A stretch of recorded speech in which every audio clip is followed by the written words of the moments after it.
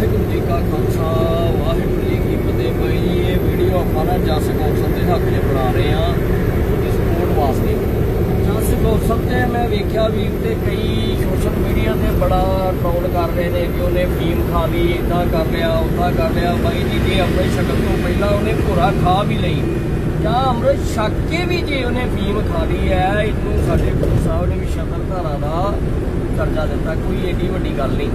ਬਾਕੀ ਚਲੋ ਨਸ਼ਾ ਸਾਰੀ ਦੁਨੀਆ ਕਰਦੀ ਹੈ, ਜੇ ਉਹ ਫੀਮ ਖਾਦੇ ਦਾ ਉਹਦਾ ਨਸ਼ਾ ਤੁਸੀਂ ਨਸ਼ਾ ਕਹਿੰਦੇ ਹੋ।